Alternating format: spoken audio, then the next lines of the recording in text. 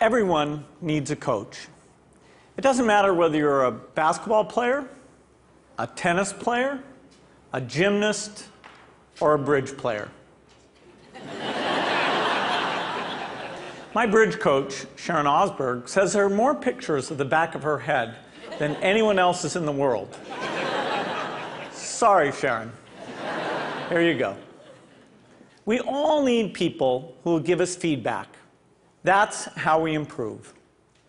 Unfortunately, there's one group of people who get almost no systematic feedback to help them do their jobs better.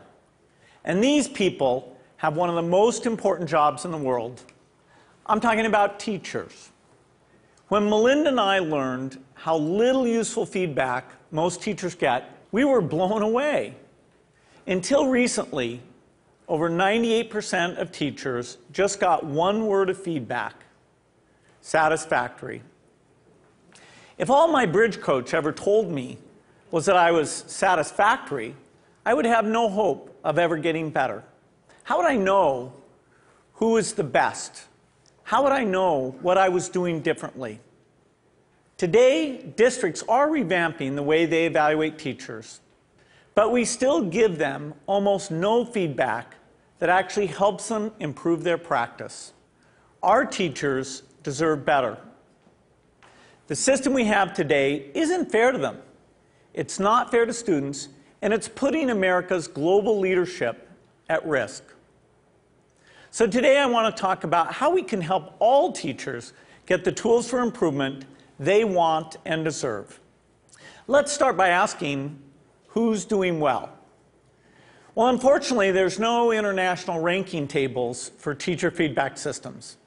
So I looked at the countries whose students perform well academically and looked at what they're doing to help their teachers improve.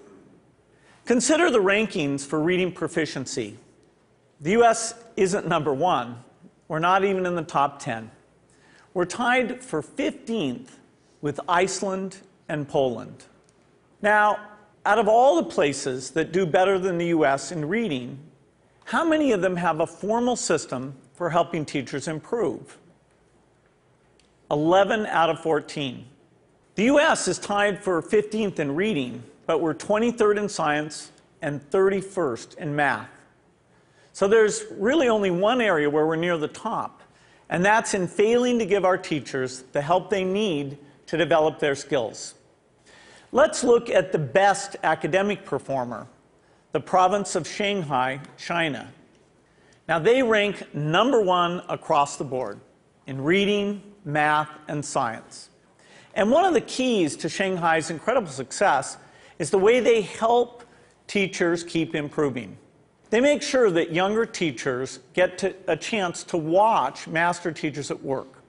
They have weekly study groups where teachers get together and talk about what's working. They even require each teacher to observe and give feedback to their colleagues. You might ask, why is a system like this so important? It's because there's so much variation in the teaching profession. Some teachers are far more effective than others. In fact, there are teachers throughout the country who are helping their students make extraordinary gains. If today's average teacher could become as good as those teachers, our students would be blowing away the rest of the world.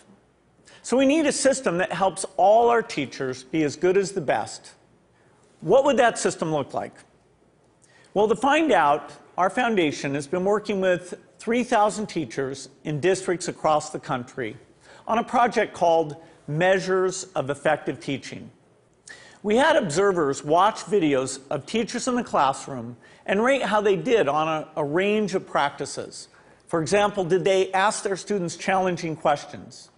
Did they find multiple ways to explain an idea? We also had students fill out surveys with questions like, does your teacher know when the class understands a lesson? Do you learn to correct your mistakes? And what we found is very exciting. First, the teachers who did well on these observations had far better student outcomes. So it tells us we're asking the right questions. And second, teachers in the program told us that these videos And these surveys from the students were very helpful diagnostic tools because they pointed to specific places where they can improve. I'm going to show you what this video component of MET looks like in action. Good morning, everybody.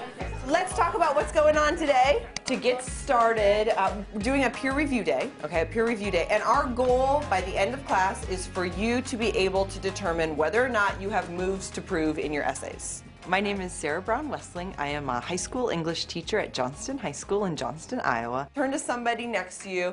Tell them what you think I mean when I talk about moves to prove. I think that there is a difference for teachers between the abstract of how we see our practice and then the concrete reality of it. Okay, so I would like you to please bring up your papers. I think what video offers for us is a certain degree of reality. You can't really dispute what you see on the video.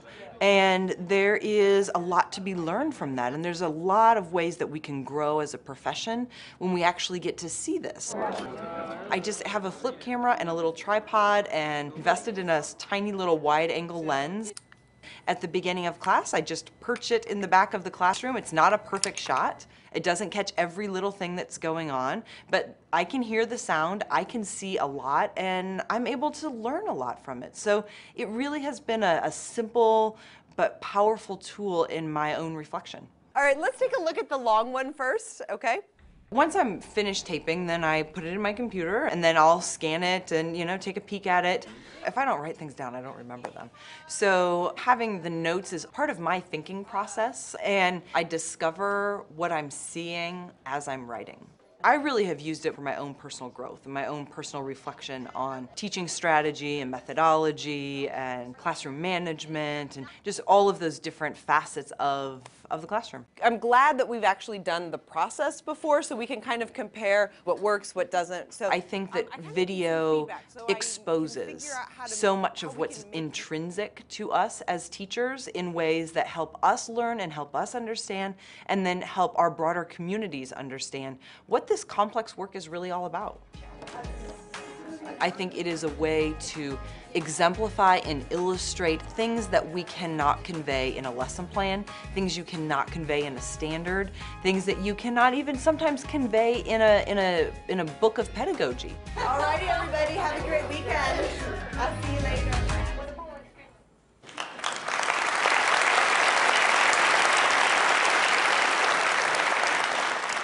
One day, we'd like every classroom in America to look something like that. But we still have more work to do. Diagnosing areas where a teacher needs to improve is only half the battle. We also have to give them the tools they need to act on the diagnosis. If you learn that you need to improve the way you teach fractions, you should be able to watch a video of the best person in the world teaching fractions. So building this complete teacher feedback and improvement system won't be easy. For example, I know some teachers aren't immediately comfortable with the idea of a camera in the classroom. That's understandable. But our experience with MET suggests that if teachers manage the process, if they collect video in their own classrooms and they pick the lessons they want to submit, a lot of them will be eager to participate. Building the system will also require a considerable investment. Our foundation estimates that it could cost up to $5 billion. Now that's a big number, but to put it in perspective, it's less than 2% of what we spend every year on teachers' salaries. The impact for teachers would be phenomenal. We would finally have a way to give them feedback as well as the means to act on it. But this system would have an even more important benefit for our country. It would put us on a path to making sure all our students get a great education, find a career that's fulfilling and rewarding, and have a chance to live out their dreams. This wouldn't just make us a more successful country. It would also make us a more fair and just one, too. I'm excited about the opportunity to give all our teachers the support they want and deserve. I hope you are too. Thank you.